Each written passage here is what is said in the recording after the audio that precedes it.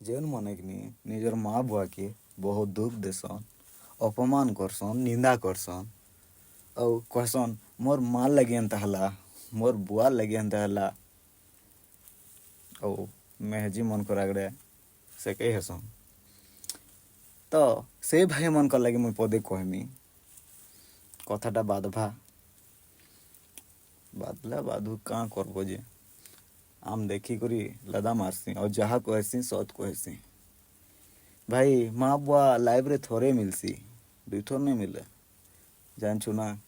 ମା ବୁଆ ଲାଇଫ୍ରେ ଥରେ ମିଲ୍ସି, ଦୁଇଥର ନେଇ ମିଲେ।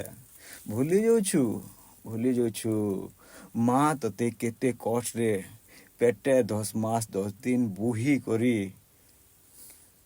ଫାଡ଼ି କରି ଜନ୍ମ ଦେଇଛେ। ସେ କଷ୍ଟ କେବେ ଫିଲ୍ କରିପାରବୁ କେ?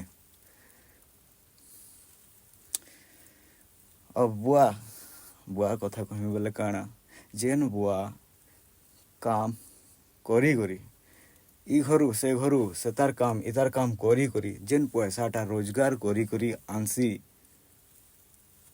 ନିଜେ ନେଇ ଖେଇକରି ଛୁଆମାନଙ୍କ ଲାଗି ଫାଷ୍ଟ ଘିନିକରି ଆନସି ସରି, ସେଟାକେ ଭୁଲି ଯାଉଛୁ ଭାଇ।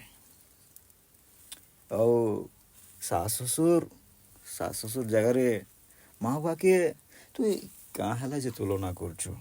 ହାଁ, ମା ବୁଆ ଜାଗାରେ କେହି ନେଇ ପାରନ୍। ମା ବୁଆ ଜାଗା କେହି ନେଇ ପାରନ୍, ନା ଶାଶ ଶ୍ୱଶୁର, ନା ମେହେଜି, ନା ଫ୍ୟାମିଲି, ନା ପରିବାର କିଏ, ନା ସାଙ୍ଗସାଥି।